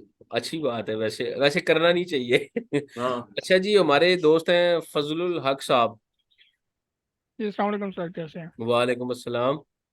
अच्छा सर, क्वेश्चन छोटा सा ये है कि क्या आया जितने भी बिजनेस हैं सारे मैंडेटरी हैं रजिस्टर्ड होने के लिए और कॉर्पोरेट टैक्स, या कि उनके नहीं लिए सर, कोई थ्रेश होल्ड मैंडेटरी है? नहीं है, मैंडेटरी नहीं है, कुछ रिलैक्सेशंस हैं, ठीक हो गया। हम्म। सारे नहीं है, उसके ऊपर ना इन्होंने जो मिनिस्ट्री की, जिस तरह हमारे एसआरओ आते हैं ना, मिनिस्ट्री ने कुछ गाइडलाइंस इशू की हुई है। उन हम्म। गाइडलाइंस के मुताबिक ही जो है ना हम जो जो उसके अंदर फॉल करेंगे वो एंटिटीज रजिस्टर्ड होंगी। अब जिस तरह काफी इसमें चीजें हैं, एक डिटेल डिस्कशन है, इंशाल्लाह इसको नेक्स्ट आने वाले लेक्चर्स में हम राइट। कवर करेंगे, ठीक हो राइट। गया। Thank you. अब मैंने आपने लास्ट लेक्चर हमारा लिया था जो एक ओरिएंटेशन का, तो हमने कहा था कि देखें, मैंने उसमें एक बात की थी कि वहाँ पे टैक्स का एज सच कोई कल्चर नहीं था। सबसे पहले उन्होंने वैट इंट्रोड्यूस किया 2017-18 के अंदर आस्ता आस्ता, ताकि लोगों का टैक्स देने का या टैक्स कलेक्ट करने का एप्टीट्यूड बने, ठीक हो गया। और फिर आस्ता आस्ता उसी चीज को वो इनहेंस करते गए, और उन्होंने वहां पे इनकम टैक्स, देखें जो कॉर्पोरेट टैक्स है ये बेसिकली क्या है, ये है इनकम टैक्स है, डायरेक्ट टैक्स है, ठीक हो गया। तो डायरेक्ट टैक्स को इंट्रोड्यूस करवाया। इसी तरह अभी वो कुछ सेक्टर्स को इन्होंने इंक्लूड किया है, और आस्ता आस्ता जो है ना वो बाकी सेक्टर्स को, बाकी एंटिटीज को भी इसमें इंक्लूड करते जाएंगे। जिस तरह कंसेप्ट विदहोल्डिंग टैक्स का लेके आए, लेकिन विदहोल्डिंग टैक्स वहाँ पे एक्चुअली उसका रेट है 0%। कोई विदहोल्डिंग, कोई किसी की विदहोल्डिंग नहीं कर रहा पेमेंट करते हुए। ऑल्दो के पाकिस्तान में अगर मैं इसको को रिलेट करूँ तो हम क्या करते हैं कि जब हम किसी को पेमेंट करते हैं, जो प्रिस्क्राइब पर्सन है, तो वो सर्टन पोर्शन ऑफ टैक्स काट के पेमेंट करते हैं, विद होल्डिंग का कंसेप्ट है। वहां पे भी कंसेप्ट इंट्रोड्यूस करवाया, लेकिन उसको अभी रेट उसका 0% ही रखा गया है, ठीक हो गया। फजल कोई, आई होप आपको चलो थैंक यू। अच्छा सर, वैट हम इसमें पढ़ेंगे कि नहीं? वैट पढ़ेंगे सर, वैट तो पढ़ेंगे बिल्कुल। अभी तो कॉर्पोरेट टैक्स पे है ना, कॉर्पोरेट जी टैक्स के जी। बाद जो है, ये मेरी आपसे रिक्वेस्ट है, ये मैं लॉ जो है डाउनलोड करके इंशाल्लाह आपसे शेयर भी कर दूंगा, लिंक भी शेयर हम्म। कर दूंगा। ये मिनिस्ट्री ऑफ फाइनेंस जो है उसकी वेबसाइट के ऊपर अवेलेबल है, जी ठीक जी। हो गया। अगर इजाजत दें तो मैं ये वैसे ही एक लॉ जो है, ये आप लोगों से रिक्वेस्ट करूंगा कि इसको पढ़ते रहें, ठीक हो गया। ठीक होगा सर, ये कहानी शेयर कर दीजिएगा। जी जी, कर देंगे सर, बिल्कुल चलिए। हम लोग शेयर कर देंगे, ग्रुप में भी शेयर कर देंगे। जिस तरह ये जी आ गया, ये जी उनका लॉ है, ठीक हो गया। इस लॉ के अंदर ये लिखा हुआ है कि जी फेडरल ने ये चीजें लॉ बनाई, उसके अलावा ये इसका आर्टिकल 1 आ गया, चैप्टर 1 डेफिनेशंस का। मैं आप लोगों से रिक्वेस्ट करूंगा कि अगर आप लोग भी इस डेफिनेशन को, ये जो है, इसको पढ़ लें। मैंने तो बहुत लिमिटेड सी डेफिनेशंस जो है वहाँ पे लिखी हैं। सारी डेफिनेशंस मैंने इसलिए नहीं लिखी क्योंकि वो फिर बहुत ज़्यादा रिपीटिशन हो जाती है और फिर लेक्चर बहुत लेंथी हो जाता है। ठीक हो गया। इसी तरह जो है फ्री जोन को देखें, डिफाइन किया हुआ है। मैंने भी अपनी डेफिनेशंस में आपको बताया हुआ था। अनइनकॉर्पोरेटेड पार्टनरशिप्स क्या होती हैं, परमानेंट स्टेब्लिशमेंट क्या होती है। आप लोगों के सामने ये नजर आ रही है परमानेंट स्टेब्लिशमेंट, या मैं स्क्रीन को थोड़ा बड़ा कर दूं? जी आ रही है। आ रही है। देखें जी, परमानेंट स्टेब्लिशमेंट में, परमानेंट स्टेब्लिशमेंट के साथ एक कंडीशन जो है ना, या एक आप कह लें कि क्या कहेंगे, रूल ऑफ द थंब है, वो ये है कि परमानेंट स्टेब्लिशमेंट होती हमेशा हर लॉ के अंदर किसकी है, नॉन रेजिडेंट की। ठीक हो गया। और परमानेंट स्टेब्लिशमेंट नाम से क्या जाहिर है कि नॉन रेजिडेंट पर्सन की वो जगह या प्लेस ऑफ बिजनेस जहाँ से वो बिजनेस को कंडक्ट करता है। और वो कहाँ पे लिखा हुआ है, वो लिखा हुआ है आर्टिकल 14 के अंदर। ठीक है। इसी तरह क्वालिफाइंग फ्री जोन पर्संस की मैंने आपको डेफिनेशन पढ़ाई। कॉर्पोरेट टैक्स पेबल कैसे होता है, foreign partnership, foreign tax credit, family foundations, उनके वो कौन सी हैं, उनकी टैक्सेशन कैसी होगी, इंटरेस्ट का है। ठीक हो गया। इंटरेस्ट की डेफिनेशन वही कॉमन डेफिनेशन है जो हर एक के जहन में है। एनी अमाउंट एक्रूड और paid for the use of money और credit including discounts, premium and profit paid in respect of an Islamic financial instrument और other payments economically equivalent to the interest and any other amount incurred in connection with the raising of finance excluding payment of the principal amount। ठीक हो गया। तो वो है interest की definition. इसी तरह ये प्लीज माइक म्यूट कर दें जी, पीछे से आवाजें आ रही हैं। मेरी तमाम पार्टिसिपेंट से रिक्वेस्ट है कि जब आप लोगों ने क्वेश्चन करना हो, ठीक हो गया, हैंड रेज करें। ठीक है। हैंड रेज करने के बाद मैं आपको रिक्वेस्ट करूंगा कि भाई ये माइक माइक को जो है अनम्यूट करें और क्वेश्चन करें। उसके बाद जो है ना, माइक को मेरी रिक्वेस्ट है कि प्लीज अनम्यूट कर दिया करें। Thank you. अच्छा जी, ये सारी चीजें होगी। फिर अकाउंटिंग इनकम है, और जो है क्या कहते हैं, वो कैसे होगी। एग्जाम्प्ट इनकम क्या चीज है, अब देखें। Exempt any income exempt from the corporate tax under this law. Connected persons की डेफिनेशन क्या है, टैक्स लॉस की है, क्वालिफाइंग बिजनेस एक्टिविटी क्या है। ठीक हो गया। ये वो डेफिनेशन आपको पता है, हर लॉ के अंदर जो है, जो भी चीज ट्रीट कर रही हो उसको, क्या डील कर रही हो, उसके अंदर डेफिनेशन के अंदर उसको बताया जाता है कि जी इसकी डेफिनेशन में है टैक्स ग्रुप। जिस तरह टैक्स ग्रुप का मैंने आपसे कहा कि हम टैक्स ग्रुप के ऊपर भी बात करेंगे। तो टैक्स ग्रुप क्या है, टू और more taxable person treated as a single taxable person according to the condition of the article 40 of this law. इसी तरह विदहोल्डिंग टैक्स का क्रेडिट क्या है, कि विदहोल्डिंग टैक्स क्या है, टैक्स रजिस्ट्रेशन कैसे करनी है, टैक्स रजिस्ट्रेशन, टैक्स की डी रजिस्ट्रेशन। ठीक हो गया। अब एक एंटिटी है वो काम नहीं कर रही, या वो अपना बिजनेस वहां से खत्म कर रही है, तो जाहिर बात है कि वो टैक्स में अपने आप को डी रजिस्टर्ड करवाएगी।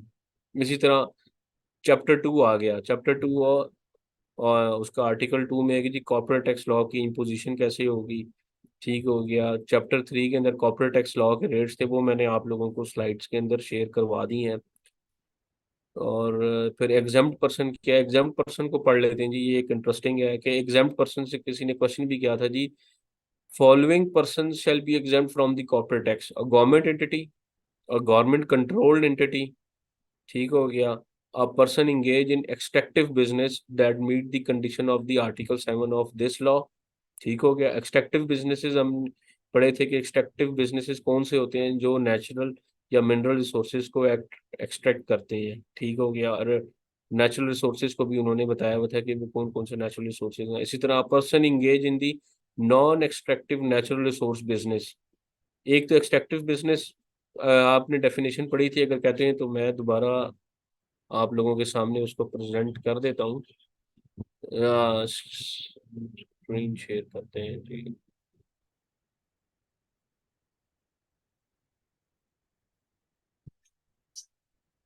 हम्म।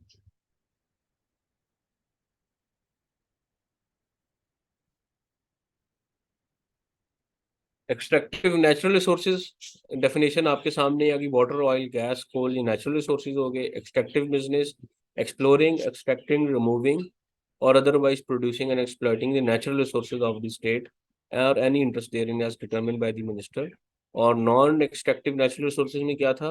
द बिजनेस और business activity of separating, treating, refining, processing, sorting, storing, transporting, marketing और distributing the natural resources of the state. तो वो किस में फॉल करेंगे सर जी? Non extractive natural resource business में। तो उसके ऊपर फिर हमें देखा है कि जी ये जो है एग्जेम्प्ट के अंदर ये दोनों चीजें फॉल करती हैं। ठीक हो गया। Qualifying public benefit entity as under article 9, qualifying investment fund under article 10, a public pension और सोशल सिक्योरिटी फंड और अ प्राइवेट पेंशन और सोशल सिक्योरिटी फंड। ठीक हो गया। A juridical person incorporated in the state that is wholly owned और controlled by an exempt person. ये वही जिस तरह हमने देखा था कि गवर्नमेंट कंट्रोल एंटिटीज हैं, इसी तरह अगर वो एंटिटीज या गवर्नमेंट खुद कोई जुरिडिकल पर्सन फॉल कर लेती है तो वो एग्जाम्प्ट पर्सन कोई बनाता है तो वो जो एंटिटी बनेगी वो भी क्या होगी? एग्जाम्प्ट होगी। अंडरटेक्स, अब उसमें फॉलोइंग के अंडरटेक्स पार्ट और whole of the activity of the exempt person is engage exclusively in holding assets or investing fund for the benefit of exempt person, only carries out activities that are ancillary to those carried out by the exempt persons, any other person as may be determined in decisions by the cabinet at the suggestion of the minister। ठीक हो गया। तो ये देखें कि exempt persons की definitions में ये आ गया। फिर उसका सब क्लॉज 2 है। सब क्लॉज 2 के अंदर कुछ चीजें लिखी हुई हैं, कुछ इसमें आर्टिकल्स का रेफरेंस दिया हुआ है। तो हम जो आगे अगले उसमें प्रोसीड करेंगे तो वो सारी चीजें हम इसमें पढ़ते जाएंगे। ठीक है जी। किसी का क्वेश्चन सर? जी सर, मेरा क्वेश्चन था, अली बात कर रहा हूँ। सर, ये नेचुरल और एक्सट्रैक्शन जो बिजनेस है, इसकी इन दोनों की डेफिनेशन में फर्क क्या है? मतलब ऑयल गैस एक्सट्रैक्ट तो कर रहे हैं और दूसरे में भी वही वही चीज है जो सर जी सेकंड। देखिए मैं आपको बताता हूँ। एक है एक्सट्रैक्टिव बिजनेस जिसमें से जमीन में से उसको निकालना। जी ठीक हो गया। जी एक वो बिजनेस हो गया। उसके बाद वो क्या किया कि इसको मैं एक्स्ट्रा एग्जांपल आपको दूं अगर आपकी। एक है ओजीडीसीएल, पाकिस्तान में ओजीडीसीएल का काम क्या है कि ओजीडीसी सिर्फ जमीन से तेल निकालती है, लेकिन वो उसको ना रिफाइन करती है, ना उसको ट्रांसपोर्ट करती है, ना कोई कुछ और करती है। वो बिल्कुल ठीक है। बाकी सारा काम जो है ना वो क्या करती हैं, वो दूसरी कंपनीज करती हैं। तो वो non extractive natural resource business है। मैं दोबारा आप लोगों को ले जाता हूँ इधर। ये तो आपने दूसरी ये स्लाइड में। जी जी नहीं नहीं ये सर आप ये था ना, ये देखें डी के अंदर है। देखें आर्टिकल 4 की क्लॉज 1 में पैरा डी में। जी नहीं सर, जो दूसरी स्लाइड थी ना उसमें डेफिनेशंस लिखी मैं हुई है आ रहा हूँ, जिसमें। मैं समझ गया, मैं उधर ही आ रहा हूँ। ये नहीं, ये नहीं, ये आ गई। हम्म, हम्म, हम्म, ये आ गई ये।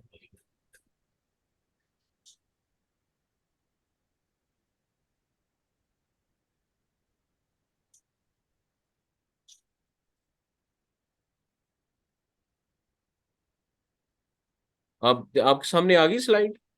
नहीं सर, अभी नहीं आई। अभी भी नहीं स्लाइड्स आई? आ गई हैं, वो नहीं आई जो। वो मैं ले आता हूँ।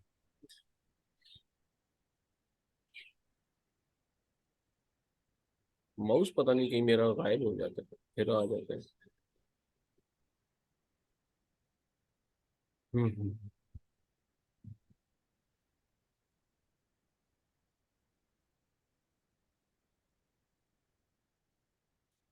हाँ जी। अब इसमें आप कौन सा कह रहे थे? नॉन नहीं एक्सट्रैक्टिव नहीं नहीं, नेचुरल और एक्सट्रैक्टिव में डिफरेंस। सर जी अब मैं आपको बताता हूँ। देखें जो नेचुरल रिसोर्सेज है ना, जी सर। आपका अली आपका क्वेश्चन था। जी सर, यस सर। अच्छा अली, अब ये देखिए उसमें क्या लिखा हुआ है कि उसमें नेचुरल रिसोर्सेज को डिफाइन किया हुआ है ठीक है कि ये सर। नेचुरल रिसोर्सेज ये हैं। ठीक हो गया। नेचुरल रिसोर्सेज में क्या है? मैं इसको रिपीट कर रहा हूँ, ठीक है, आप गौर से सुनिएगा। Water, oil, gas, coal, naturally formed minerals and other non renewable non living natural resources that may be extracted from the states territory. ये सॉरी, ये किस चीज की डेफिनेशन है? ये डेफिनेशन है नेचुरल रिसोर्स। रिसोर्सेज की। ठीक हो ठीक है गया। सर। अब मैं डेफिनेशन पढ़ूंगा एक्सट्रैक्टिव बिजनेस की। एक्सट्रैक्टिव बिजनेस, ठीक है ना, एक्सट्रैक्ट करना, किसी में से कोई चीज एक्सट्रैक्ट करना या निकाल लेना। ठीक है। ठीक है।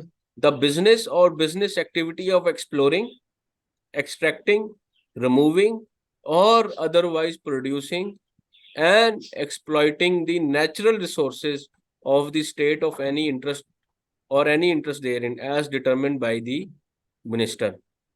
ठीक है।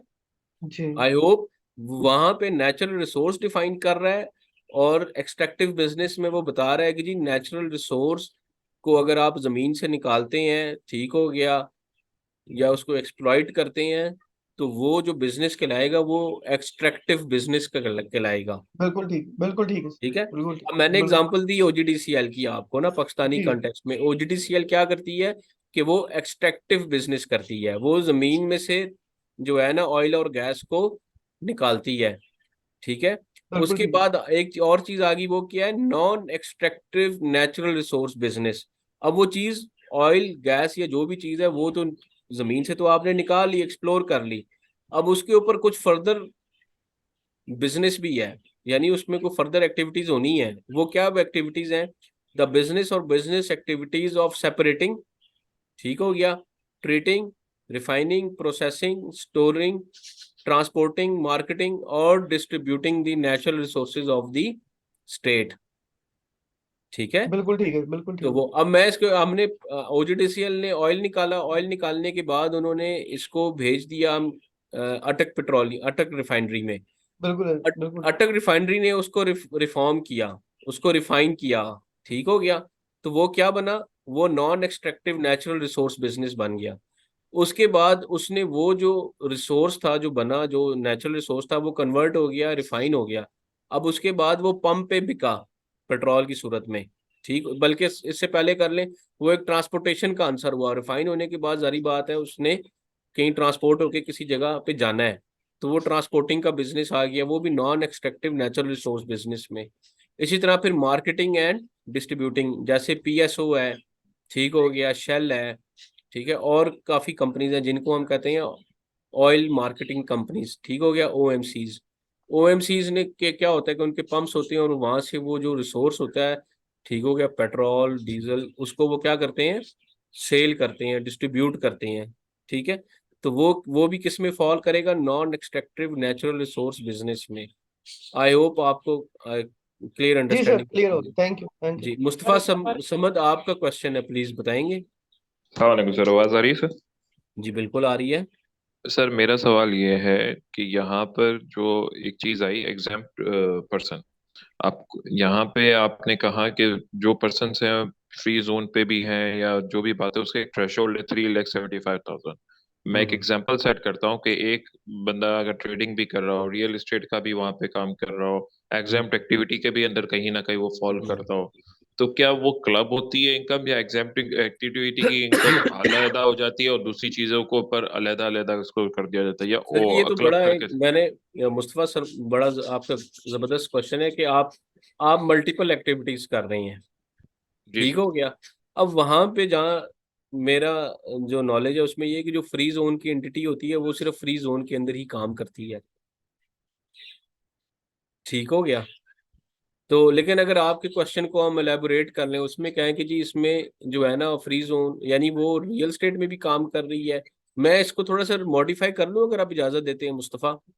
बेशक बेशक सर, मेरा तो मतलब मेरा मैं एक्सपीरियंस मैं ये नहीं है कि क्वेश्चन वहां मेरा पे हम मैं ये जैसे क्लब कहता हूँ करते हैं कि ना पाकिस्तान में, उस इनकम की तरह की बात कर रहा जी, हूँ। मैं इस तरह आपको थोड़ा सा इस एग्जांपल को मॉडिफाई कर देता हूँ। मैं मॉडिफिकेशन इस तरीके से कर देता हूँ कि आप एक ऐसा बिजनेस कर रहे हैं जो नॉन एक्सट्रैक्टिव नेचुरल रिसोर्सेज का भी है, ठीक हो गया, और जो है उसके अलावा आपको रियल स्टेट का बिजनेस भी कर रहे हैं। मिसाल के तौर पे आपकी एक रिफाइनरी भी है, और उसके अलावा आप जो है ना रियल स्टेट का प्रोजेक्ट भी कर रहे हैं। तो जो नॉन एक्सट्रैक्टिव नेचुरल रिसोर्स का बिजनेस है वो है एग्जेम्प्ट फ्रॉम टैक्स, ठीक है। मैं इसको और बाकी जो आपकी अदर इनकम है वो है टैक्सेबल। तो ज़ाहिरी बात है लॉ में आपने डेफिनेटली उसको अपॉर्शनमेंट करना होता है कि जी ये मेरी एग्जेम्प्ट इनकम है और ये मेरी टैक्सेबल इनकम है, और टैक्स आपने अपनी टैक्सेबल इनकम के ऊपर ही देना है।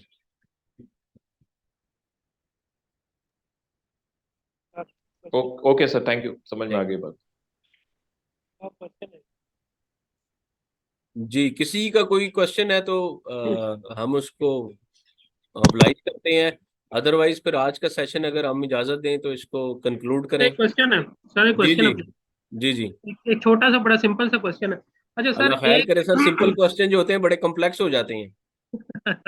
नहीं नहीं, अच्छा सर, एक एंटिटी है जो कि वहां पे रजिस्टर्ड हुई मार्च 23 में, ठीक हो अच्छा। गया सर।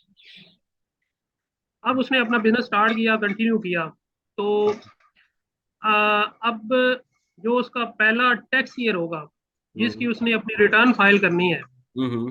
वो टैक्स ईयर 23 होगा या नेक्स्ट ईयर के जनवरी से उसका टैक्स ईयर स्टार्ट जनवरी होगा? से सर, जनवरी जनवरी से सर। ये मैं ये ये लें, ये ये लें, ये अब स्लाइड आपके सामने आ गई है sir. Sir sir sir sir जी, इस स्लाइड में ना जो एग्जाम्पल नंबर 2 है, ठीक है, जी। वो अगर आप रीड करें ना हम सारों के लिए, तो हम सारे जो है ना बड़े क्लियर हो जाएंगे। असल में मेरे पास ये स्लाइड पूरी ना नीचे शो नहीं हो रही सर, पता अच्छा, नहीं क्या सॉरी। वजह है। ओहो। चलें, अगर मुझे इजाजत दें तो मैं सर इस सर स्लाइड आप ही। को। अच्छा, अब देखें ये शो हो रही है आपके पास। नहीं सर, वो नहीं शो हो रही अच्छा। है, आपकी आ रही है पिक्चर। अच्छा, आवाज ही आ रही है। चलें, आप सर मैं रिपीट कर रहा हूँ, आप इसको अगर नोट कर लें, मैं बहुत जो है ना क्या कहते हैं स्लो स्लो बोलूंगा। सर ठीक है जी। एक तो ऊपर आपने टाइटल देखा है, effective date of application of corporate tax regime. Sir June. ठीक हो गया। वो हमने डिटरमिन कर ली कि वो है कब से है, वो है 1 जून से। सर ठीक हो सर गया। सर और फिर जो है उसमें हमने कहा कि वो 1 जून से जो भी फाइनेंशियल ईयर स्टार्टिंग ऑन और आफ्टर 1 जून 2023।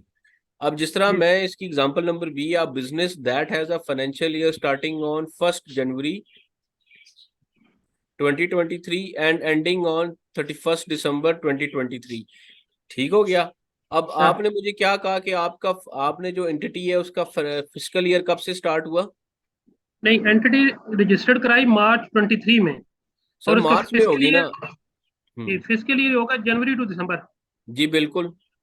तो उसका अब फिस्कल ईयर कब से स्टार्ट हुआ सर? जनवरी 23 से ही। जनवरी 23 से। तो इसका मतलब है कि वो subject to UAE taxation sir कब होगी कॉर्पोरेट टैक्स? 1 जनवरी 2024 से। ठीक है, मतलब उसकी जो पहली रिटर्न फाइल होनी है हम्म। वो फिर अगले 25 में होगी 24 सर, 25 में। 25 में होगी। मतलब बिल्कुल। ये जो जनवरी 23 टू दिसंबर 23, ये उसके हम्म। पास ग्रेस पीरियड है। जी जी सर, आप अगर रिकॉल करें हमारी लास्ट बड़ी जबरदस्त एक डिस्कशन हुई थी जिसके अंदर हमने जो है ना ये सारी बातें बड़ी उसमें डिस्कस की थी। हाँ वो उसमें यही था कि सर देखें वहां पे टैक्स का एक्चुअली कोई कल्चर नहीं था, यानी एक बंदे से एक चीज सिरे से नहीं दे रहा। मैं इसको एग्जांपल इस तरह करता हूँ कि एक एंटिटी की जगह मैं उसको एक बंदा ट्रीट करता हूँ, ठीक हो जी गया। जी। अब वो बंदा, उसको पैसे देने की आदत ही नहीं है कि उससे कोई पैसे आके लेके जाए। अब हम्म। हुकूमत ने उसे तैयार किया कि भाई इनसे पैसे लेने हैं, ठीक हो गया। तो हाँ हुकूमत क्या करती है कि भाई आस्ता आस्ता इनका रुझान बनाती है, आस्ता आस्ता रुझान ये बनाया कि उन्होंने वहां पे वैट इंट्रोड्यूस करवाया। ठीक हो सही। गया। वैट इंट्रोड्यूस करवाया, वैट एक ग्लोबल कंसेप्ट है, ठीक हो गया। वैल्यू एडिशन का बड़ा मिनिमम रेट रखा 5%, ये वो जनाब अली काम चलता रहा। ठीक हो गया। अब सर आस्ता आस्ता वो ले आए कॉर्पोरेट टैक्स में। ठीक है। कॉर्पोरेट टैक्स के अंदर उन्होंने कुछ थ्रेशोल्ड्स डिफाइन किए, ठीक हो गया। कुछ एंटिटीज को जो है बाहर निकाला, कुछ एंटिटीज को शामिल किया, ठीक हो गया। उसके सर अलावा अब वो बेसिकली पर्पस ये था कि लोगों का रुझान बनाया जाए। सर ठीक हो गया। अब वहां पे ऑडिट की या इस तरीके से कोई टैक्स के पॉइंट ऑफ व्यू से कोई कंप्लाइंस नहीं थी। ये सिर्फ हाँ, जो ग्रेस पीरियड दिया गया है ना, ये सिर्फ ग्रेस पीरियड इसलिए दिया गया है कि वहां पे लोग जो है ना इसको टैक्स इसको प्लान कर लें। ठीक, अगर वो एकदम करते तो बहुत रिबर्टल आता, क्योंकि वो देखें वहां पे ज्यादातर लोग जो हैं वो इसी वजह से बैठे हुए थे कि वो एक टैक्स हेवन के तौर पे भी, ऑल्दो के वहां पे लोकल टैक्सेस लगते हैं लेकिन इनकम टैक्स जो है वहां पे नहीं लगता था। वो बैठे हुए थे, इसलिए उन्होंने आस्ता आस्ता रुझान बनाने के लिए ये टाइम दिया है कि लोग अपने आप को जो है ना मॉडिफाई करें। ठीक हो गया, टैक्स कल्चर के अंदर आने की वो प्लानिंग करें। ठीक हो गया। तो ये सारा उसका प्रोसेस है कि जो उन्होंने इतनी लंबी टाइम लाइन दी है कंप्लाइंस की। सर आई होप आपको डन समझ सर, आ गई। Done sir. सिर्फ ये कि बस ये समझ ले कि एक बंदा जेब से पैसे नहीं देता, उसके जेब से पैसे निकालने हैं, उसको टाइम दिया कि भाई तुम ये सोच लो समझ लो। ठीक हो गया, तो अजेन बना लो, ये फिर उसके बाद तुमसे लेंगे। ठीक हो गया सर, डन हो ठीक गया है सर। अच्छा अच्छा सर, यहाँ से कंटिन्यू क्वेश्चन है वासिफ भाई से ही। तो जी। फॉर एग्जांपल सर, मार्च में जो है एक ऑफिस ओपन हो गई, अब वो जो है दिसंबर तक जो है ना उसने 4 लाख से ऊपर अर्न किए कमाए, तो क्या सर फिर भी मतलब ये टैक्स नहीं होगी उस ईयर में? नहीं, देखें दोबारा रिपीट करेंगे question please. Sir for example एक ऑफिस ओपन हुई मार्च में, हम्म। ठीक, तो वो दिसंबर तक जो है उसने 4 लाख धर्म कमाए, अर्न किए, कमाए ठीक है, बिल्कुल। तो उस टाइम पीरियड में सर वो टैक्स पे नहीं कर सकता? नहीं करेगा सर, वो नहीं करेगा, लॉ ने उसको छूट दे दी ना सर। अच्छा, ठीक, ठीक है। देखें, डन सर। देखें जो कॉर्पोरेट टैक्स की रिजीम है वही एप्लीकेबल ही उन्होंने कहा है कि जी जो फाइनेंशियल ईयर स्टार्ट होगा यकम जून से या उसके बाद से, उसके ऊपर एप्लीकेबल है। ये सर लॉ तो ने एक कवर दे दिया है। जी ठीक जी है। सर, तो फिर जो न्यू नेक्स्ट ईयर जो पे करेगा तो वो मार्च से लेकर दिसंबर, और जो उसके नहीं नेक्स्ट सर, ईयर। देखें देखें बात ये होती है कि एक एंटिटी रजिस्टर, मैं बताता हूँ जिस ये सेल्फ एम्प्लॉयड एक बात है। ठीक हो गया कि अब आपका जो नेक्स्ट फिस्कल ईयर है वो मार्च से नहीं चलेगा, अब आपका फिस्कल ईयर चलेगा अगर आपने वो स्टैंडर्ड टैक्स पीरियड जो है वो आपने आर्टिकल 57 के मुताबिक उन्होंने डिफाइन किया हुआ है। वो क्या है? वो है यकम जनवरी से 31 दिसंबर। ठीक है। Right sir. ठीक। तो अब मैं आपको इस तरह एलेबोरेट करता हूँ पाकिस्तानी। आप मजर मैं अगर आपको पाकिस्तान की एग्जांपल दूं आपको लिए समझना श्योर सर, इजी श्योर, होगा। जी जी जी जी, श्योर सर, परफेक्ट। अच्छा मजर देखें, आज आज क्या डेट है? आज 2 सितंबर है। श्योर। ये ठीक है। सर, जी सर। आज मैंने एक कंपनी पाकिस्तान में रजिस्टर्ड करवाई और मैंने उसका नॉर्मल टैक्स ईयर रखा। मैंने उसका नॉर्मल टैक्स ईयर क्या रखा? मैंने उसका नॉर्मल टैक्स ईयर रखा यकम जुलाई से 30 जून वाला। ठीक राइट है। Sir, right sir. अब आज जो कंपनी रजिस्टर्ड हुई है, बाय डिफॉल्ट उसका जो टैक्स ईयर है ना, जो टैक्स पीरियड है, वो यकम जुलाई 2023 से लेके 30 जून 2024 वाला है। ऑल्दो के मैं रजिस्टर्ड कब हो रहा हूँ? दो मतलब सितंबर को सर जो ईयर बनेगा 24 का बनेगा। 24 का बनेगा। ठीक राइट हो सर, गया। Right sir. राइट, समझ आ गई आपको? जी अब जी जी, इसी बिल्कुल तरह सर। अब आप समझ लो कि बेशक आपने एंटिटी बनाई, जिस तरह अली ने एग्जांपल दी थी कि जी हमने एंटिटी बनाई है मार्च में ना। ठीक है। हम्म तो हम्म मार्च में बनी है लेकिन उसका क्योंकि उन्होंने special tax year at the time of incorporation नहीं रखा, उन्होंने वही रखेंगे। टैक्स वाले सारे यही कंसिडर करते हैं कि ये नॉर्मल टैक्स ईयर है। जब ये राइट नॉर्मल टैक्स ईयर है तो नॉर्मल टैक्स ईयर जो है वो क्या है यूएई में? फर्स्ट जनवरी जनवरी टू से दिसंबर दिसंबर। है, जॉर्जियन कैलेंडर है। ठीक हो गया। राइट, राइट अब सर। आपका जो नेक्स्ट फिस्कल ईयर है वो आपका कब से स्टार्ट होगा? वो यकम जनवरी 2024 से 30 दिसंबर 2000 उसका होगा, क्या दिसंबर कहते तक। हैं। ठीक हो गया। राइट जी। सर। आई होप एक कि आज एक जी। अच्छा एक अच्छा सर, छोटा यही सा सवाल। यहाँ पे एक सवाल है सर। सर। एक और है सर, हम्म। फॉर एग्जांपल हम जो है यकम जुलाई से 30 सितंबर तक ये टाइम पीरियड होता है ना रिटर्न का, लेकिन हाँ वहाँ यूएई में सर टाइम पीरियड बीच में कितना होता है कि उसके सर जी, बाद हम में? आपको बताएंगे आगे सर। सारे क्वेश्चन अभी नहीं, अभी जो पढ़ाया है बस उस पर राइट सारा एक ही सर, दिन पढ़ लेंगे तो फिर अगले आने वाले लेक्चर्स में हम क्या करेंगे? फिर तो हम राइट, राइट सर। कोई क्या कहते हैं मेहदी हसन की गजलें सुनेंगे। No issue sir, no issue, thank you sir, ठीक है। थैंक थोड़ा सा एक छोट ब्रेक रखें बस। देखें, मेरा फोकस ये है क्योंकि हम सारे प्रोफेशनल्स हैं। ठीक हो गया। कुछ प्रैक्टिशनर्स हैं, कुछ टैक्स डिपार्टमेंट में काम कर रहे हैं, तो बजाय पढ़ाई के ना मैं आप लोगों को एक स्लाइड्स दूं और उसके ऊपर बोलूं, मेरा फोकस ये है कि हम इसको क्वेश्चन एंड आंसर सेशन जो है ना उसको थोड़ा सा ज्यादा रखें, ताकि हमारे सामने प्रैक्टिकल सिनेरियोज आए। ठीक हो गया? और हम लोगों का ये रादर देन के ये ब्रेन स्टॉर्मिंग सेशन बने, रादर देन के कन्वेंशनल जिस तरह ट्रेनिंग चलती है उस तरीके से नहीं। ठीक हो गया? राइट मेरी राइट ये अप्रोच है। इसलिए आपने देखा कि मैं बहुत मिनिमम सी स्लाइड्स बनाता हूँ, बहुत मिनिमम सी चीजें बताता हूँ, और उसके बाद फिर हम इसको करते हैं, जो हमने पढ़ा है आज उसके ऊपर इसको डिस्कशन में लेके आए। ठीक हो गया? सर, एक ताकि सवाल है जब मेरा। आप जॉब सीकर्स हैं, कुछ हमारे दोस्त जिन्होंने बाहर जाना है, काम करना है, ताकि वो लोगों का बेहतर अंडरस्टैंडिंग हो सके। जी सर। अच्छा, मेरा सवाल ये है कि जैसे वो मार्च वाली आपने एग्जांपल दी थी, एक ब्रांच फॉर्म हुई है, मैं आज सितंबर 2 को बैठा हुआ हूँ, मैंने लेटर डाला और मुझे स्पेशल टैक्स ईयर मिल गया फ्रॉम जुलाई 23। तो फिर मेरा जुलाई 23 से लेके जून 24 तक का एक साल है जो कि टैक्स नेट में आ जाएगा। जी जी जी जी फिर तो वो नॉर्मल प्रोसेस चलेगा, राइट? मुझे सर जी, रिटर्न भी फिर फाइल करना तो पड़ेगा फिर तो मेरा, आपके ऊपर एप्लीकेबल है। अब मेरे ऊपर अप्लीकेबल हो जाएगा। फिर तो आप पे एग्री। एप्लीकेबल है। और अगर मैं यही काम अगले जून में करता हूँ, अगले जुलाई से करता हूँ, तो फिर मुझे 6 महीने का ट्रांजिशनल टैक्स ईयर होगा, उसका रिटर्न अलग से फाइल करना पड़ेगा, बड़ा फाइल जनवरी करना पड़ेगा से लेके दिस जून भाई। तक का। एग्रीड। देखिए, बाय डिफॉल्ट उन्होंने जो टैक्स रखा हुआ है ना, टैक्स ईयर रखा हुआ है, वो कैलेंडर ईयर ही रखा हुआ है। ठीक है जी। आप इनकॉर्पोरेट हुए उसके बाद फिर आप उसको एप्लीकेशन देते हैं। ठीक है? ठीक आप ठीक है उसको ठीक है। एप्लीकेशन देते हैं कि सर, अथॉरिटी को, कि सर मेरी जो है ना ये रीजंस हैं जिनकी वजह से मैं अपना जो टैक्स पीरियड है वो इस इससे डिफरेंट करना चाह रहा हूँ। ठीक हो गया? तो वो फिर आपको अलाउ कर देंगे। और ऑनलाइन एप्लीकेशन ही होती है, राइट? सर जी, मैं एक बड़े मजे की बात है, लास्ट सेशन के ऊपर जो है ना वो था कि हम पाकिस्तान में ऑनलाइन पे चले गए हैं आयरस के ऊपर, ये सारा hmm. Process, change of tax year, section 74, ये वो सारी कई चीजें ऑनलाइन है। वो मिडल ईस्ट है सर, हमसे बहुत आगे है। ठीक है, एग्रीड, बिल्कुल सही कह रहे ठीक है? और उन्होंने दुनिया की बेस्ट प्रैक्टिसेस जो है ना उनको अडॉप्ट किया हुआ है, और बिल्कुल सिंप्लीफाइड फॉर्म में। हैं। ओके। Got it. चलें, थैंक यू जी, थैंक यू तमाम दोस्तों का, पार्टिसिपेंट्स का। इंशाल्लाह कल हम इसी टाइम पे मिलेंगे 12 बजे, और जो है ना कुछ आगे कुछ एडवांस कुछ चीज़ें पढ़ेंगे। ठीक हो गया?